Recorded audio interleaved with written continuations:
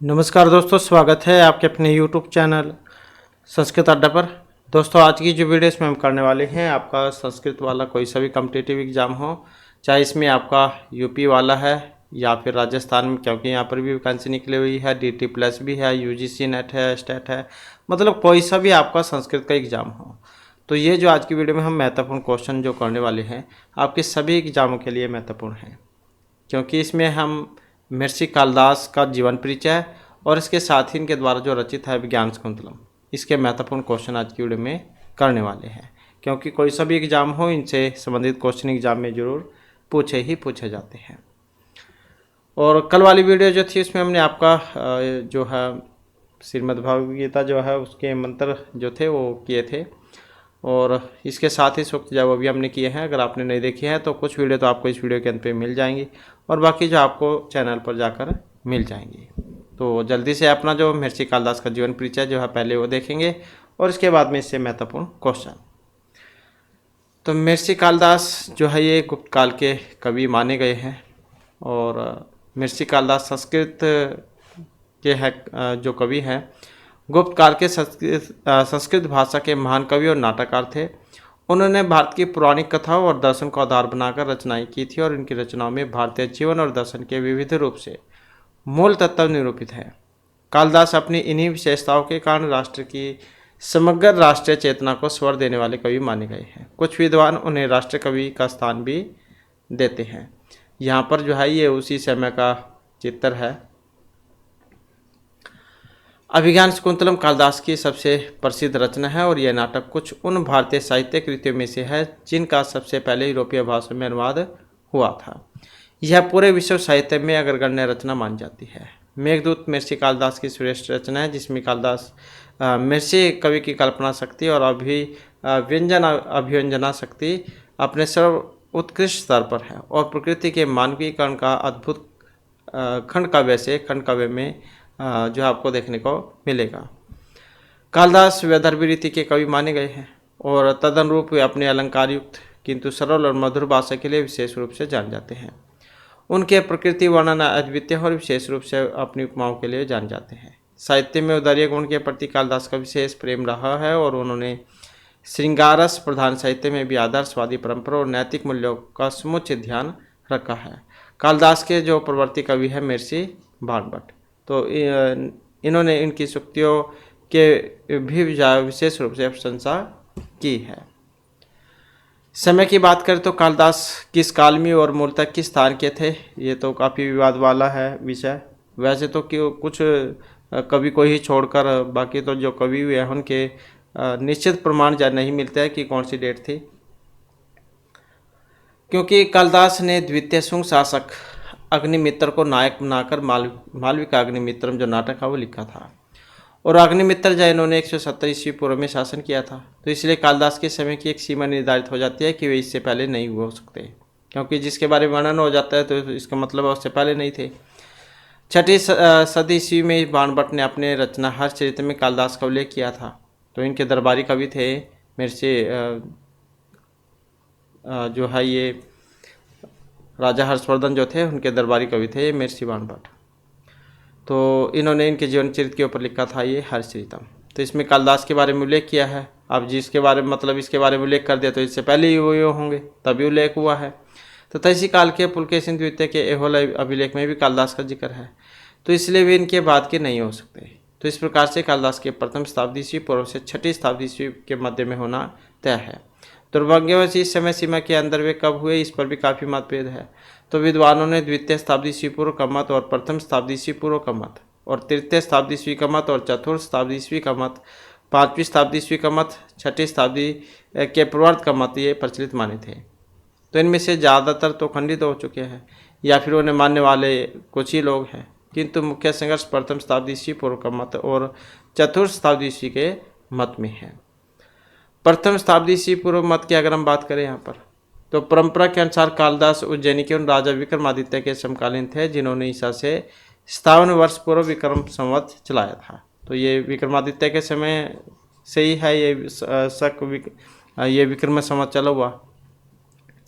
तो विक्रम उर्वशी के नायक पुरूरवा के नाम का विक्रम में परिवर्तन से इस तरक को बल मिलता है। और कि कालिदास उज्जैनी के राजा विक्रमादित्य के दरबारी कवि थे। तो ये कई बार ये भी आ जाता है कि इनके दरबारी कवि थे। तो विक्रमादित्य के दरबारी कवि थे, राज दरबारी थे, और इन्हें विक्रमादित्य के जो 9 रत्न हैं इनमें से एक माना गया है। चतुर्थ शताब्दी ईस्वी के मत को अगर हम देखें तो प्रोफेसर कीथ और जो अन्य इतिहासकार है कालिदास को गुप्त शासक चंद्रगुप्त विक्रमादित्य और उनके उत्तराधिकारी कुमारगुप्त से जोड़ते हैं, जिनका शासनकाल 4वीं शताब्दी में था। ऐसा माना जाता है कि चंद्रगुप्त द्वितीय ने विक्रमादित्य की उपाधि ली और उनके शासनकाल को स्वर्ण युग माना जाता है। यहाँ पर कुछ इसमें विवाद और प्रतिपक्ष भी हुए हैं। कालिदास ने शुंग राजाओं को छोड़कर अपनी रचनाओं में अपने आश्रयदाता या किसी समर्जक को उल्लेख नहीं किया है। अब सच्चाई है कि उन्होंने पुरवा और उर्वशी पर आधारित अपने नाटक का नाम विक्रम उर्वशी रखा। कालिदास ने किसी गुप्त शासक को उल्लेख नहीं किया। विक्रमादित्य नाम के कई शासक हुए हैं। ऐसा भी संभव है कि कालिदास इनमें से किसी एक के दरबार में कवि रहे हो। अधिकांश विद्वानों का मानना था कि कालिदास शुंग वंश के शासनकाल में थे, जिनका शासनकाल था 100 सदी ईस्वी पूर्व का। अग्निमित्र जो मालविका अग्निमित्र नाटक के नायक हैं, कोई सुख्यात राजा तो नहीं थे, इसलिए कालिदास ने उसे विशेषता प्रदान नहीं की। उनका काल ईस्वी से 2 शताब्दी पूर्व का है और विदिशा उनकी राजधानी थी।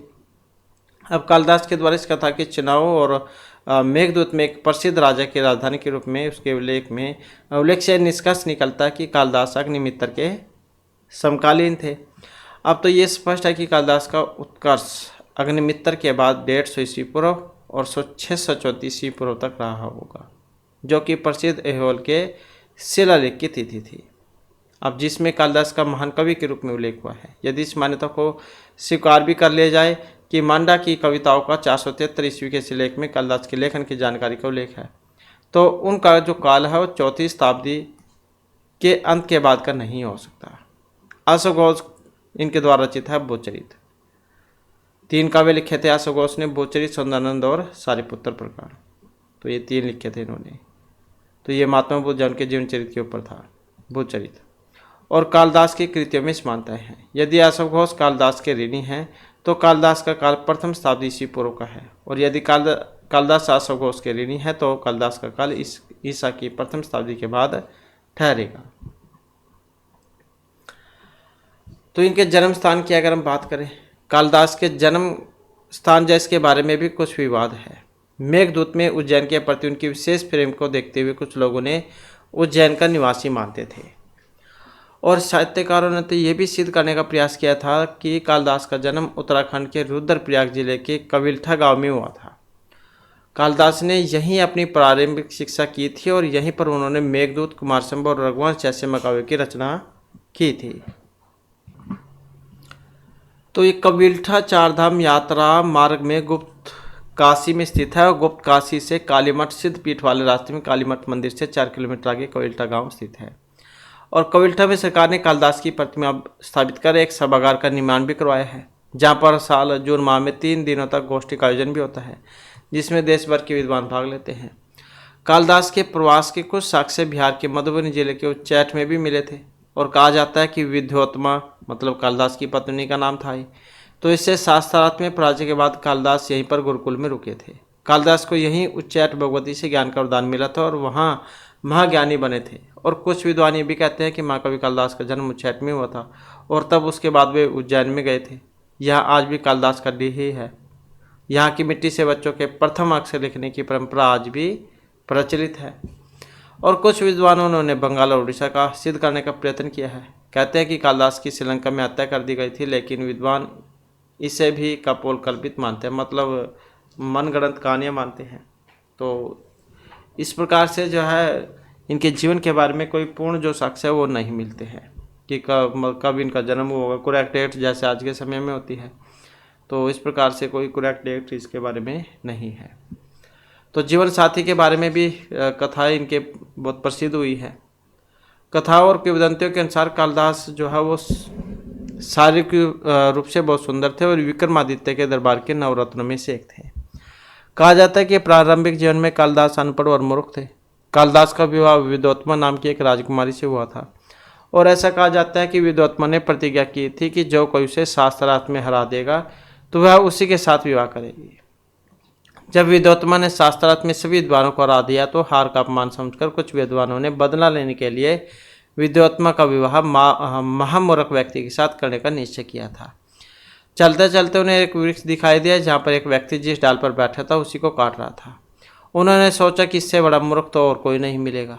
उन्होंने उसे राजकुमारी से विवाह का प्रलोभन देकर नीचे उतारा और कहा, मौन धारण कर लो और जो हम कहेंगे बस वही करना। उन लोगों ने स्वांग भेष बनाकर विद्वत्मा के सामने प्रस्तुत कर दिया कि हमारे गुरु आपसे शास्त्रार्थ करने के लिए आए हैं, परंतु अभी मौनवर्ती है, इसलिए हाथों के संकेत से उत्तर देंगे। इनके संकेतों को समझकर हम वाणी में आपको उसको उत्तर देंगे। शास्त्रार्थ प्रारंभ हो गया। विद्वत्मा मौन शब्दावली में गूढ़ प्रश्न पूछती थी, जिससे कालिदास अपनी बुद्धि से मौन संकेतों से ही जवाब दे देते थे। प्रथम प्रश्न के रूप में विद्वत्मा ने संकेत से एक उंगली दिखाई कि ब्रह्मा एक है, परंतु कालिदास ने समझा कि ये राजकुमारी मेरी एक आंख फोड़ना चाहती है, तो क्रोध में उन्होंने उंगलियों का संकेत इस भाव से किया कि तू मेरी एक आंख फोड़ेगी तो मैं तेरी दोनों आंखें फोड़ दूंगा। लेकिन कपटी ने उस संकेत को कुछ इस तरह से समझाया कि आप कह रहे हैं कि ब्रह्मा एक है, लेकिन हमारे गुरु कहना चाह रहे हैं कि उस एक ब्रह्म को सिद्ध करने के लिए दूसरे जगत की सहायता लेनी होती है। अकेला ब्रह्म स्वयं को सिद्ध नहीं कर सकता। राजकुमारी ने फिर दूसरा क्वेश्चन किया तो दूसरे प्रश्न के रूप में खुला हाथ दिखाया कि तत्व 5 है। तो कालिदास को लगा कि यह थप्पड़ मारने की धमकी दे रही है, तो उसके जवाब में फिर कालिदास ने घूसा दिखा दिया कि तू यदि मुझे गाल पर थप्पड़ मारेगी तो मैं घूसा मारकर तेरा मुंह बिगाड़ दूंगा। अब कपटिया जो थे उन्होंने समझा कि गुरु कहना चाहते हैं कि भले आप कह रहे हैं कि 5 तत्व अलग अलग है, पृथ्वी जल आकाश वायु और अग्नि, परंतु यह तत्व पृथक पृथक रूप में कोई विशिष्ट कार्य संपन्न नहीं कर सकते, बल्कि आपस में मिलकर एक होकर उत्तम मनुष्य श्री का रूप ले लेते हैं, जो कि ईश्वर की सर्वश्रेष्ठ कृति है। तो इस प्रकार प्रश्नोत्तर से अंत में विद्वत्मा अपनी हार स्वीकार कर लेती है। फिर शर्त के अनुसार कालिदास और विद्वत्मा का विवाह हो जाता है। विवाह के पश्चात कालिदास विद्वत्मा को लेकर अपनी कुटिया में आ जाते हैं और प्रथम रात्रि को जब दोनों एक साथ होते हैं तो उसी समय ऊँट का स्वर सुनाई देता है। विद्वत्मा संस्कृत में पूछती है कि मैं तत्, परंतु कालिदास संस्कृत नहीं जानते थे, इसलिए उनके मुंह से निकल गया ऊट्र। उस समय विद्वत्मा को पता चल जाता है कि कालिदास अनपढ़ है। उसने कालिदास को धिक्कार और कहकर घर से निकाल दिया कि सच्चे विद्वान बने बिना घर वापस नहीं आना। कालिदास ने सच्चे मन से कालीदेव की आराधना की और उनके आशीर्वाद से वे ज्ञानी और धनवान हो गए। तो ज्ञान प्राप्ति के बाद जब वो घर लौटे तो उन्होंने दरवाजा खटखटा कर कहा, कपाटम उद्घाट्य सुंदरी, दरवाज़ा खोलो सुंदरी।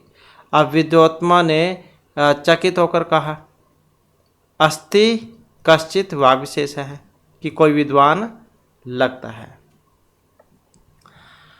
तो इस प्रकार से किंवदंती के अनुसार कालिदास ने विद्वत्मा को अपना पथ प्रदर्शक गुरु माना और उनके इस वाक्य को उन्हें अपने काव्य में जगह दी। अस्थि से उन्होंने कुमार संभव जाय ये बनाया था, जिसका श्लोक आप देख सकते हैं आप, अस्थि उत्तिष्ठम दिशि देवतात्मा, ये वाला आता है इसमें। और जो कश्चित जात जो था इससे मेघदूत लिखा था इन्होंने, कश्चित कांता विरह गुणा वो वाला। और रघुवंश की बात करें वाग विशेष है तो यहाँ पर जो है ये वागर्थी संपृक्तो वागर्थ प्रतिपत्ते जगत हैं पितरो वंदे पार्वती परमेश्वरो, ये वाला जो श्लोक था वो लिख दिया था इन्होंने। मतलब ये जो 3 जो शब्द इन्होंने बोले थे, अस्थि कश्चित वाग विशेष है, तीनों से ही 3 काव्य इन्होंने लिख दिए थे। तो इस प्रकार से फिर ये विद्वान हुए थे। और रचनाएं की बात करें तो छोटी बड़ी कुल मिलाकर वैसे तो 40 रचनाएं हैं, जिन्हें अलग अलग विद्वानों ने कालिदास द्वारा रचित सिद्ध करने का प्रयास किया है। इनमें से मात्र 7 ही ऐसी है जो निर्बाध रूप से कालिदास की मानी जाती है। अभिज्ञान शाकुंतलम, विक्रमोर्वशी, मालविकाग्निमित्रम, और 2 महाकाव्य है रघुवंश और कुमारसंभव, और 2 खंड काव्य है मेघदूत और ऋतुसंहार। तो टोटल 7 हो जाते हैं। अब एग्जाम में ये भी पूछा जाता है कितने थे इनके या कौन कौन से थे। तो जैसे महाकाव्य पूछ लिया जाता है, रघुवंश और कुमारसंभव 2 हो जाएंगे, खंड काव्य मेघदूत और ऋतुसंहार हो जाएंगे, और इसके अलावा फिर ये नाटक हो जाएंगे अभिज्ञान शकुंतलम, विक्रम उर्वशी और मालविका अग्निमित्रम। तो ऐसे 7 थे। तो इनमें भी ऋतु संहार को प्रोफेसर कीर्त संदेह के साथ कालिदास की रचना स्वीकार करते हैं। मालविका अग्निमित्रम क्या है? नाटक जो है कालिदास की पहली रचना है जिसमें राजा अग्निमित्र की कहानी है। अग्निमित्र एक निर्वासित नौकर की बेटी मालविका के चित्तर से प्रेम करने लगता है। जब अग्निमित्र की पत्नी को इस बात का पता चलता है कि वह मालविका को जेल में डलवा देती है, मगर संयोग से मालविका राजकुमारी साबित होती है और उसके प्रेम संबंध को स्वीकार कर लेती है। अभिज्ञान शकुंतलम कालिदास की दूसरी रचना है जो उनकी जगत प्रसिद्धि का कारण बनी, और इस नाटक का अनुवाद अंग्रेजी और जर्मन के अलावा दुनिया की अनेक भाषाओं में भी हुआ था। तो इसमें राजा दुष्यंत की कहानी है जो वन में एक प्रत्यक्त ऋषि पुत्री शकुंतला, विश्वामित्र और जो मेनका जो थी इनकी बेटी जो थी, ये वास्तविक तो यही थे क्योंकि महर्षि का जो कर्णव है वो तो सिर्फ उनके पालन पोषण करने वाले पिता थे। तो दोनों जंगल में गंधर्व विवाह कर लेते हैं। राजा दुष्यंत अपनी राजधानी लौट आते हैं। इसी बीच ऋषि दुर्वासा शकुंतला को शाप दे देते हैं कि जिसके वियोग में उसने ऋषि का अपमान किया तुम उसे भूल जाओगी। काफ़ी क्षमा प्रार्थना के बाद ऋषि ने शाप को थोड़ा नरम करते हुए कहा कि राजा की अंगूठी उन्हें दिखाते ही सब कुछ याद आ जाएगा। लेकिन राजधानी जाते हुए रास्ते में अंगूठी खो जाती है। सची तीर्थ जो था, जब वो रास्ते में जा रहे होते हैं तो अपने मुंह धोने के लिए जैसे जल में हाथ डालती है तो उनके अंगूठी जाओ निकल कर उस सची तीर्थ में गिर जाती है। उसका नाम भी आता है एग्जाम में। अब वो जो है एक मछली के पेट में चल जाती है। मछली के और जब एक मछुआरा मछलियों को पकड़ता है और उसको काटता है तो वो अंगूठी उसके हाथ में आ जाती है। उसे लेकर फिर वो राजा के पास जाता है। तो ऐसी घटना होती है, अब यहाँ पर आ जाएगी। तो स्थिति तब और गंभीर हो गई जब शकुंतला को पता चला कि वह गर्भवती है। शकुंतला लाख गिड़गिड़ाई, लेकिन राजा उसे पहचानने से इनकार कर दिया क्योंकि शराब मिला हुआ था। तो जब एक मछुआरे ने अंगूठी दिखाई तो राजा को सब कुछ याद आ गया। तो वो अंगूठी जो लेकर जा राजा के पास जाता है। राजा उस अंगूठी को देखते हैं और उसे सारी सारी घटना वो याद आ जाती है। तो राजा ने शकुंतला को फिर अपना लिया था। और शकुंतला श्रृंगार रस से बड़े सुंदर काव्य का एक अनुपम नाटक है। कहा जाता है कि काव्येषु नाटकम रम्य तत्र रम्या शकुंतला। काव्य में नाटक जो सबसे सुंदर माना जाता है और उसमें जो सुंदर थी ये शकुंतला थी। तो कविता के अनुप रूपों में अगर सबसे सुंदर नाटक है तो नाटकों में सबसे अनुपम शकुंतला है। ऐसे थी ये। इसके बाद विक्रम उर्वशी है, एक रहस्य वाला नाटक है ये भी। इसमें पूर्वा और इंद्रलोक की जो अप्सरा थी उर्वशी, इससे प्रेम करने लग जाते हैं। पूर्वा के प्रेम को देखकर उर्वशी भी उनसे प्रेम करने लग जाती है। तो इंद्र की सभा में जब उर्वशी नृत्य करने जाती है तो पूर्वा से प्रेम होने के कारण वह वहाँ अच्छा प्रदर्शन नहीं कर पाती। इससे इंद्र गुस्से में उसे शापित कर धरती पर भेज देते हैं। हालांकि उसका प्रेमी अगर उससे होने वाले पुत्र को देख ले तो वह फिर स्वर्ग लौट सकेगी। तो विक्रम और उर्वशी काव्य सुंदरगत और शिल्प से भरपूर है। इसके बाद फिर जो महाकाव्य कुमार संभव, उनके महाकाव्य के नाम हैं रघुवंश के, संपूर्ण रघुवंश के राजाओं की गाथा है। और इसमें कुमार उत्पत्ति के बारे में है ये कुमार संभव। शिव पार्वती और प्रेम कथा और कार्तिकेय के जन्म की कहानी है इसमें। और इसमें जो राजा दिलीप और सुदक्षिणा जाए उनकी है कहानी। तो रघुवंश में कालिदास ने रघुकुल के जो राजा हुए हैं उनका वर्णन किया है। इसके बाद खंड काव्य आ जाते हैं। मेघदूत, गीति काव्य या खंड काव्य कह सकते हैं आप, 2 भागों में बटा हुआ है पूर्वार्ध उत्तरार्ध में। और पूर्वार्ध जो भाग है उसमें 63 है, दूसरे वाले में 52 है, 115 श्लोक है इसमें। तो इसमें यक्ष द्वारा मेघ से संदेश ले जाने की प्रार्थना, उसे दूत बनाकर अपनी प्रिय के पास भेजने का वर्णन है। 2 भागों में बटा हुआ है पूर्वार्ध उत्तरार्ध पे। ऋतु संहार की बात करें, इसमें जो ऋतुएं हैं उनके बारे में वर्णन है। तो इस प्रकार से जो है ये महर्षि कालिदास जो है इनकी रचनाएं और इनका जो जीवन परिचय था। और फिर इसके बाद में अपने जो महत्वपूर्ण क्वेश्चन है वो आप देख लेते हैं। तो जिसमें हमारा यहाँ पर पहला क्वेश्चन है, अभिज्ञान शकुंतलस्य नायिका दुष्यंत वर्तते। नायक हैं जैसे कि अभी हमने पढ़ा था, राजा ये दुष्यंत और शकुंतला की प्रेम कथा थी इसमें। अब दुष्यंत जो है ये कौन सी प्रवृत्ति के नायक हैं? 4 प्रकार के नायक होते हैं, धीरोदात, धीर ललित, धीर उदत और धीर प्रशांत। अब कौन सी प्रवृत्ति के थे? तो यहाँ पर अगर हम देखें तो ऑप्शन रहेगा ये वाला। तो धीरोदात प्रवृत्ति के थे। महासत्व है, अति गंभीर है, क्षमावान विकथन है, स्थिर है, निगूढ़ अहंकार, धीरोदात, दृढ़ व्रत हैं। तो इस प्रकार से धीरोदात्त प्रवृत्ति के थे। और ये धीरोदात्त प्रवृत्ति के दर्प भूयिष्ठ है, मायाच्छद परायण है, धीर उदत्त अहंकारी, चल चंड है, विकथन है। और ये धीर इसकी अगर हम बात करें ललित वाले की, निश्चिंत धीर ललित है, कला सकते हैं सुखी मृत्यु हो। और इसी प्रकार से धीर प्रशांत है, सामान्य गुण युक्त है, तो धीर शांत है, धीर प्रशांत है, द्विज आदि का है। तो ये बस आप इतना याद रखिएगा, ये नायक जो है ये धीरोदात्त प्रवृत्ति के थे। नेक्स्ट आ जाता है क्वेश्चन हमारा, अभिज्ञान शकुंतलस्य नायिकास्ति। अभिज्ञान शकुंतलम जो इसमें नायिका है प्रियमदा शकुंतला अनसुया गौतमी, तो नाम से भी आप याद रख सकते हैं इसमें। तो यही है इसमें शकुंतला, क्योंकि इसी के ऊपर तो नाटक है। नेक्स्ट आ जाता है हमारा क्वेश्चन, परिभृत विरुक्तम कलम यथा इत्यत्र परभृत शब्दस्य का अर्थ है। परभृत विरुक्तम, यहाँ पर इसमें परभृत आया है, इसका चातका, हंस, काका या कोकिल है। तो इसका जो अर्थ है वो क्या लिया गया है, तो कौन सा अर्थ है इसका, तो परभृत जो है इसका अर्थ यहाँ पर जो कोकिल है मतलब कोयल, तो इससे इसका अर्थ यहाँ पर लिया गया है। और चातक तो ये पपीहा जो है उसको क्या देते हैं, का का मतलब को हो जाता है, और हंस हंस हो जाता है। नेक्स्ट आ जाता है क्वेश्चन हमारा, प्रअर्पित न्यास इव अंतरात्मा इत्यस्मिन पदांश से अलंकार है, उपमा उत्प्रेक्षा रूपकम या दीपकम।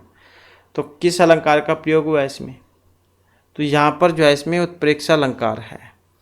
और जो उत्प्रेक्षा अलंकार है इसके अगर हम लक्षण की बात करें तो संभावनम अत उत्प्रेक्षा परिकृतस्य समेन्यात्, ये इसका लक्षण होता है। प्रकृत अर्थात वर्ण्य उपमेय की, सम अर्थात उपमान के साथ संभावना, उत्प्रेक्षा अलंकार होती है। तो ये अर्थो ही कन्या प्रक्रिया जो श्लोक आता है इसमें चतुर्थ अंक में, तो उसमें है ये उसी का उदाहरण है उत्प्रेक्षा अलंकार का, उसी में आया है ये वाली लाइन। अर्थो ही कन्या प्रक्रिया तामाद्य संप्रेष्य परिगृहीतो जाता मम अयम विषय प्रकामम प्रअर्पित न्यासीव अंतर आत्मा। तो ये वही है प्रअर्पित न्यासीव अंतरात्मा।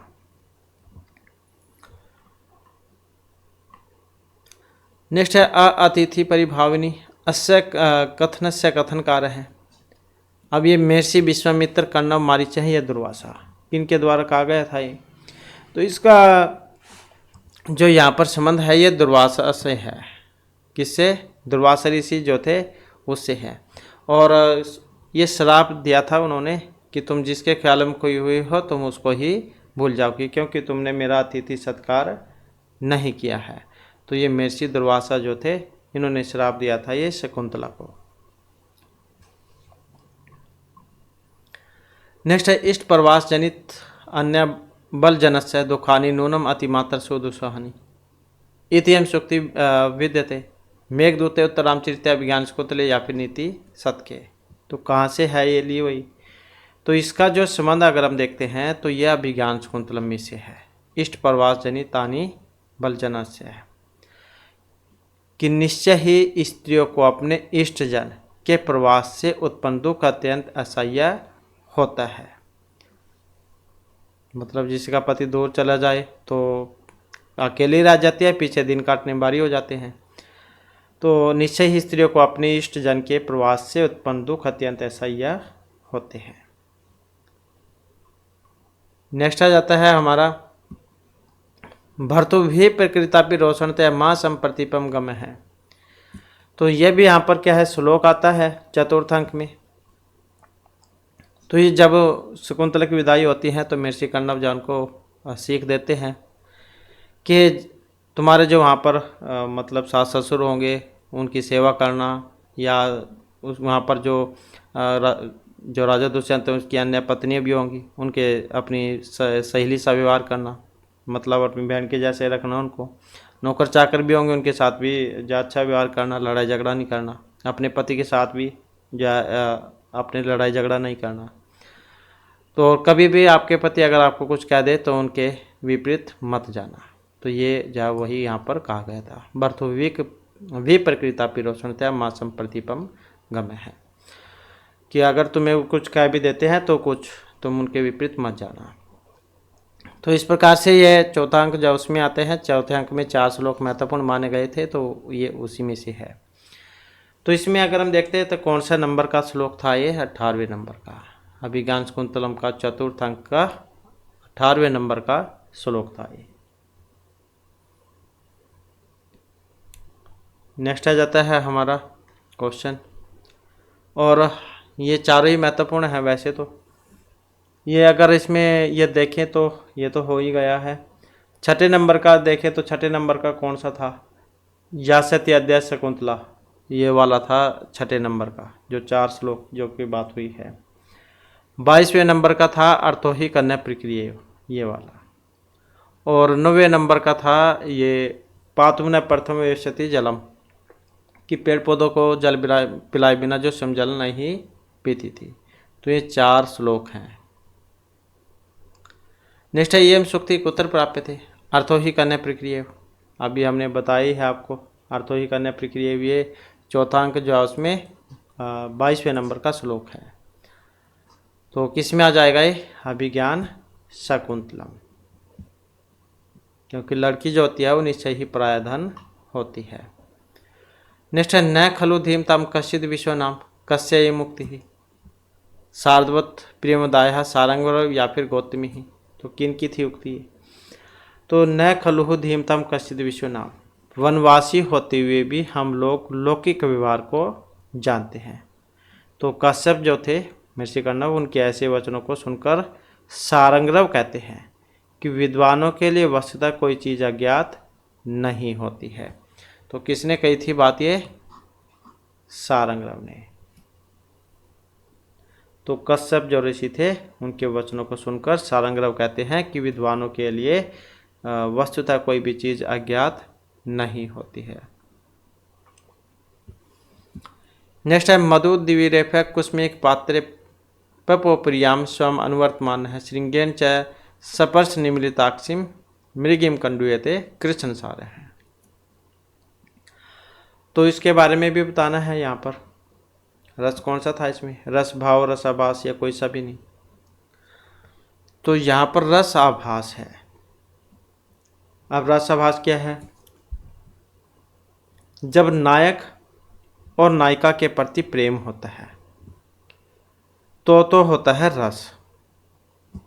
अलग अलग होते हैं। जब किस में होगा, नायक नायिका में जो प्रेम होगा उसको कहा जाता है रस। देव विषयक या ऋषि विषयक जो प्रेम होगा, मतलब देवताओं का या ऋषियों का जो प्रेम होगा तो उसको कहा जाएगा भाव। जब पशु पक्षियों का प्रेम होगा तो उसे रस आभास कहा जाएगा। मधु द्विरेफ में एक पात्र है क्योंकि ये उनके बारे में है, पशु पक्षियों के बारे में, तो ये रस आभास है। तो ऐसे आप पहचान इसकी कर सकते हैं। तो ये तो प्रेमी प्रेमिका वाला हो गया, नायक नायिका वाला। ये आपका ऋषि मुनियों वाला हो गया, और ये पशु पक्षियों वाला हो गया रसाभास। तो इसमें क्या है, भौरा मृग और जो पक्षी थे उनका जो प्रेम है वो यहाँ पर प्रकट हो रहा था। इसके बाद न खलु धीमतम कश्चित विश्वनाम इति कथनमस्ति सूत्रधारस्य सारंगवस्य माधवस्य या गौतमी ही। तो किन का है यहाँ पर कथन ये? तो इस कथन का संबंध जो है ये भी सारंगरव से है। तो सारंगरव जावनी का था ये कि निश्चित रूप में बुद्धिमान के लिए कोई वस्तु अज्ञात नहीं होती है। अब ये सूत्रधार कौन है? सूत्रम धारिती थी सूत्रधार, पहले जो गुड्डा गुड्डी को नचाते थे कठपुतली को, तो उसी से नाम पड़ा था ये सूत्रधार। सूत्रधार होता है रंगमंच की व्यवस्था करने वाला प्रधान नट। माधव्य ये विदूषक का नाम है, और गौतमी ये जो है ऋषिकर्णव की जो आश्रम थी उसकी देखभाल करने वाली अध्यक्षता थी ये। नेक्स्ट है आतरणाय व शस्त्र प्रवर्तन अनागसी केनुक्तम, कि आपके जो अस्त्र शस्त्र हैं वो दूसरों की रक्षा करने के लिए है, न कि उनको दुख पीड़ा देने के लिए। तो इति केनुक्तम शकुंतला व्याख्यानस गौतमिया राजा दुष्यंत, किन्होंने कही थी बात ये। तो इसका जो संबंध है ये व्याख्यानस से है, क्योंकि ये जब जो वहाँ के जो हिरण वगैरह जो थे पक्षी पशु उन पर अपना धनुष चलाने के लिए तैयार होते हैं, तब व्याख्यानस कहते हैं कि आपके जो अस्त्र हैं ये शस्त्र ये दूसरों की रक्षा करने के लिए है, न कि उनको पीड़ा देने के लिए। कि अच्छे प्रकार से धनुष पर चढ़ाई हुई अपने बाण को उतार लीजिए, आपका शस्त्र दुखितों की रक्षा के लिए है, न कि निरीह पशु पर प्रहार करने के लिए। तो 7वें अंक की बात है ये। निष्ठा तत्रपि चतुर्थो अंक तत्र श्लोक चतुष्टयम् इत्यस्मिन् कथने ग्रन्थस्य प्रशंसा अस्ति अभिज्ञान शकुन्तलस्य मेघदूतस्य रघुवंश्या ऋतुसंहार। तो 4 जो श्लोक है उनकी बात हुई है इसमें। तो यहाँ पर जो बात हुई है ये अभिज्ञान शकुंतलम के बारे में थी कि तत्रपि चतुर्थंक तत्र श्लोक चतुष्टयम्।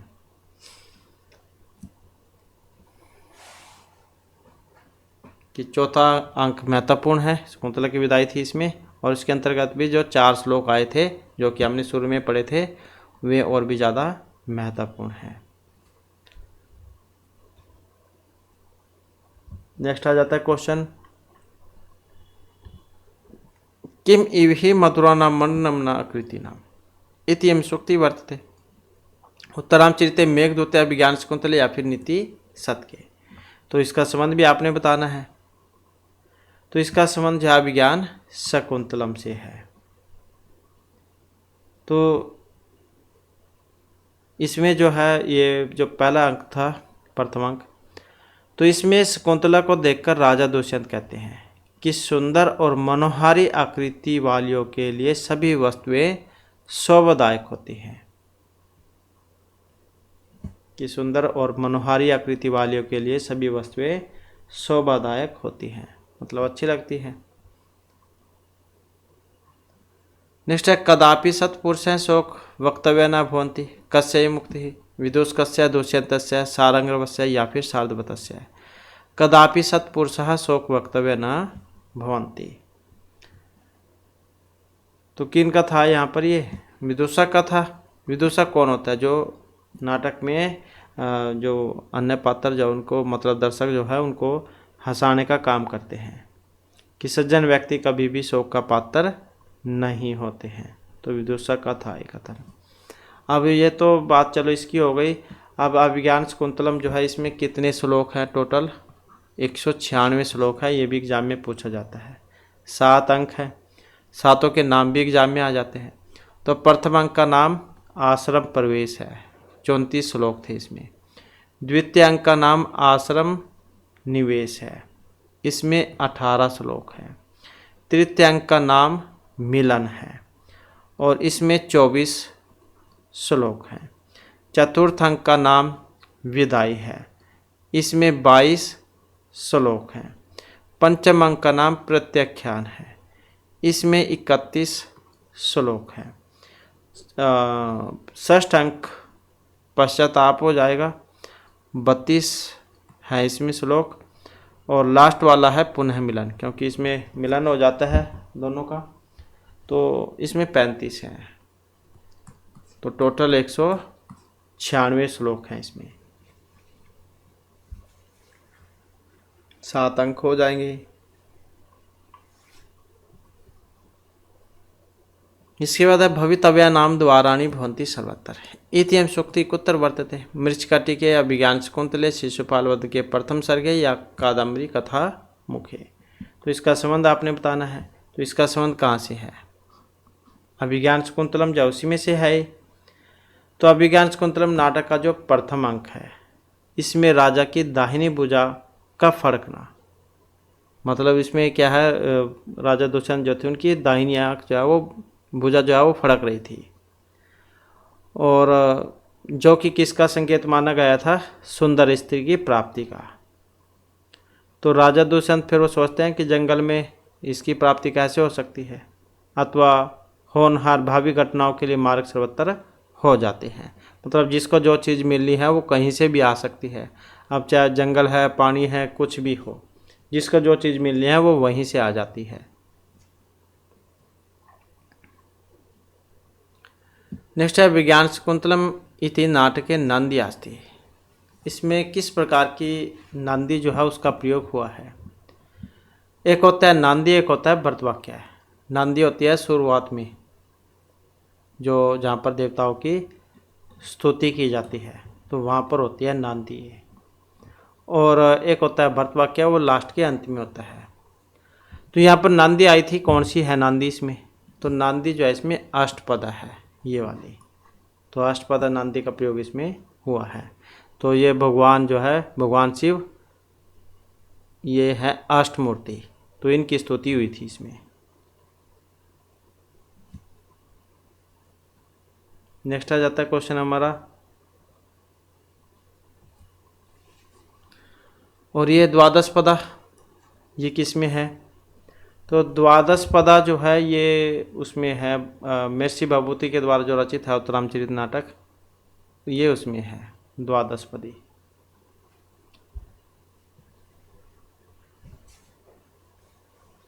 नेक्स्ट है विज्ञान शकुंतले कामी सवताम पश्यति। अब ये जो है इसका विदूषक महर्षि कर्णव राजा शार्दूल किनका था यहाँ पर। ये कामी सवताम पश्यति, कामी व्यक्ति जो होते हैं वो हमेशा अपनी बात देखते रहते हैं। काम पीड़ित व्यक्ति जो है, तो कहीं पर भी लगा लो, जिसे अपना कोई मनोरथ पूर्ण करना है तो वो उसी में लग जाता है, चाहे उसको वो वस्तु मिलनी चाहिए, चाहे वो पैसे से है, कैसे भी है, मतलब किसी भी प्रकार से है। तो काम पीड़ित व्यक्ति जो होता है वो हमेशा अपनी बात को देखता रहता है कि कहाँ से उसका जो मनोरथ है वो पूरा होगा। तो इसमें क्या है, जो राजा दुष्यंत जो थे वो शकुंतला के सौंदर्य पर मुग्ध होकर अपनी ही बात सोचते हुए ये सूक्ति कहते हैं कि कामी सवताम पश्यति। तो दूसरा अंक जो उसमें से ये ली गई है। नेक्स्ट आ जाता है क्वेश्चन हमारा, रमणीय है खलु विधि विधिना विसंवादित है कस्य मुक्ति ही। अब ये मधुकार्य है, तो इस सूक्ति का संबंध है मधुरिका, परभृतिका, प्रियमदा या सानुमति से। और इसमें अगर हम देखें यहाँ पर तो ऑप्शन रहेगा सी वाला हमारा। तो इसका संबंध किससे है, सानुमति से है। तो जो षष्ठ अंक है इसमें, तो उसमें सानुमति के द्वारा कही गई थी कि यह बहुत सुंदर अवधि थी परंतु भाग्य ने इसको बिगाड़ दिया। तो इस प्रकार से इसमें कहती है। सानुमति जो थी ये मेनका जो अप्सरा है उनकी सखी थी, और वह शकुंतला की जो मनोव्यथा थी उसको परखने के लिए आई थी। नेक्स्ट आ जाता है हमारा क्वेश्चन, बलवदपि शिक्षिता नाम आत्मन्य प्रत्यम चेत है इति सुभाषितम वचनम कस्मिन् ग्रंथे अस्ति। तो कहाँ से ली गई है, अभिज्ञान शकुंतलम में से। तो इसमें सूत्रधार ने नटी से कहा था कि जब तक विद्वान संतुष्ट न हो जाए तब तक मैं अपने अभिनय कौशल को सफल नहीं समझता हूँ, क्योंकि विशेष रूप से शिक्षितों को भी अपनी योग्यता के विषय में संदेह रहता है। वही बात है, किसी को कोई चीज़ समझानी है, बतानी है, तो उसकी समझ में तो आनी चाहिए, तभी वो सफल मानी जाएगी कि दूसरे की समझ में आ गई बात। तो यही यहाँ पर जो है कही गई थी ये। तो सूत्रधार ने नटी से कही थी बात ये। नेक्स्ट है नय पर्वतलम ज्योतिर्देति वसुदातलात। महत्वपूर्ण है यहाँ पर ये वाली भी उक्ति। प्रियमदाय दुष्यंतस्य अनुसूया या विदूषकस्य, किनकी थी यहाँ पर ये, तो प्रथमांक में से ली गई है, और राजा जो दुष्यंत थे उनके द्वारा कही गई थी बात ये कि कांति से दैदीप्यमान तेज क्या भूतल से उत्पन्न नहीं होता है, अर्थात हो सकता है कि कहते थे कि बस जो मतलब अप्सराएं जाओ वही सुंदर होती हैं, लेकिन शकुंतला जाओ उनसे भी अधिक सुंदर थी।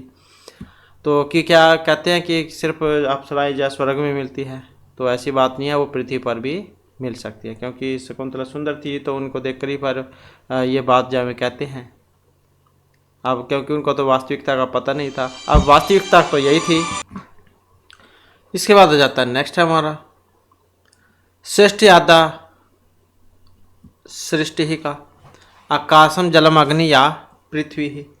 तो यहाँ पर जो इसका सी आंसर है ऑप्शन सी हमारा। तो जल यहाँ पर इसका अर्थ लिया गया था, मतलब विधाता की जो सर्वप्रथम सृष्टि है वो जल रूप मूर्ति, विधि पूर्वक दी गई आहुतियों का वहन करने वाली अग्नि की मूर्ति तथा हवि प्रदान करने वाली यजमान रूपी मूर्ति, दिन रात इन दो समयों का निर्धारण करने वाली सूर्य चंद्र रूपी मूर्ति, जो श्रवण का विषय या देवता है और संपूर्ण विश्व में व्याप्त है वह आकाश रूपी मूर्ति, संपूर्ण चराचर की बीजभूता दारित्री देवी और समस्त प्राणियों का प्राण संचार करने वाली वायु रूप मूर्ति है।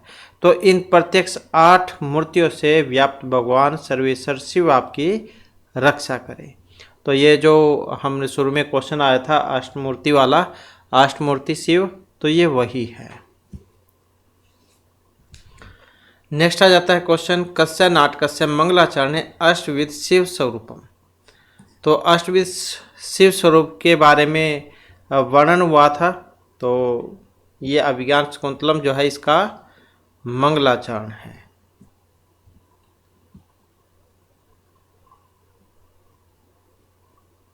इसके बाद है अभिज्ञान शाकुंतलस्य नायिका है। तो किस प्रकार के नायक हैं, जैसे कि अभी ऊपर क्वेश्चन आया था तो हमने उसमें पढ़ा था।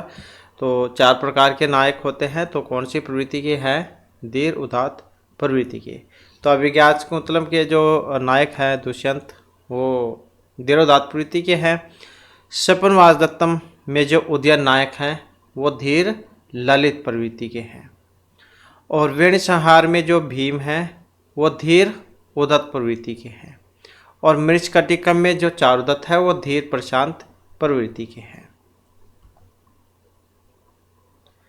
नेक्स्ट है अभिज्ञान शाकुंतलम के चतुर्थ अंक के प्रारंभ में आश्रम में कौन सा अतिथि प्रवेश करता है जिसकी उपेक्षा परिलक्षित होती है।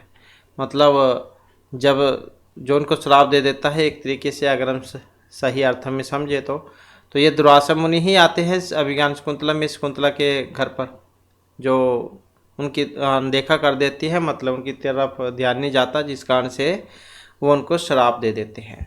तो उसी की बात हुई है यहाँ पर, अतिथि प्रवेश करता है और उसकी उपेक्षा कर दी जाती है शकुंतला के द्वारा।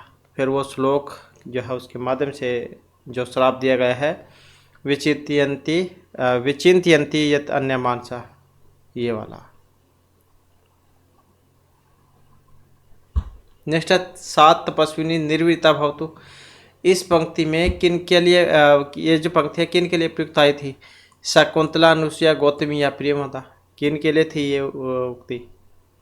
तो शकुंतला के लिए थी, जो कि यहाँ पर ऑप्शन ए में है। इसके बाद अभिज्ञान शाकुंतलम के चतुर्थ अंक में किस अर्थोक्षेपक का प्रयोग हुआ था? विस्कंबक, प्रवेशक अंक या अंक अवतार का। तो चतुर्थ अंक में किस अर्थोक्षेपक का प्रयोग हुआ है? तो इसमें हुआ था ऑप्शन ए विस्कंबक का। और इस विस्कंबक का लक्षण है वृत्तवर्तिष्य माननाम कथांशानाम निर्दर्शक है। नेक्स्ट है अधोलिखित में महर्षि कर्णव ने कही थी। अब क्या वो कौन सी वाली बात कही थी यहाँ पर? तो कौन सी वाली कही थी? यही कही थी, शुश्रूषो गुरुण कुरु प्रिय सखी वृत्ति में सपत्नी जने, ये वाला श्लोक कहा था इन्होंने। और इसके अलावा भूष्ठ भव दक्षिणा पर्जने, ये वाली भी कही थी। तो इस प्रकार से बी और सी जो है इसमें दोनों ही सही है। नेक्स्ट है सखी आवाम तावद उत्कंठम विनोदिश्यामा है। ये जो उक्ति है तो ये कही थी, अब किन के द्वारा कही गई थी ये? तो इसका संबंध है प्रियमदा से। तो प्रियमदा की है ये, अर्थात सखी हम दोनों कौन? आवाम अहम आवाम वयम। तो आवाम ये दोनों के बारे में तो है, सखी आवाम की सहेली मतलब सखी, हम दोनों कौन? प्रियमदा और अनुसुईया, हम दोनों तुम्हारी उत्कंठा से मन बहलाए। तो इस प्रकार का कहना था ये। और प्रेमवदा का है। कन्या उत्पादक दुम प्रभावती, यह वाक्य अभिज्ञान शकुंतलम से तो लिया ही गया है। और किन का था यहाँ पर ये। अब इस वाक्य का संबंध है मेरे से देखें तो प्रेमवदा से है।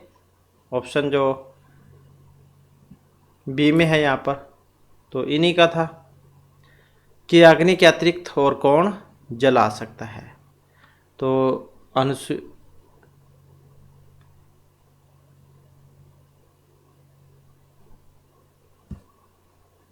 तो इस प्रकार से जो है इसमें सी आंसर ये हो जाएगा। तो इस प्रकार से जो हमारी क्लास में महत्वपूर्ण क्वेश्चन थे, नेक्स्ट वीडियो की इसमें आपके लिए नए जो महत्वपूर्ण क्वेश्चन हम लेकर आएंगे। और हमारे साथ अंत बनाने के लिए धन्यवाद।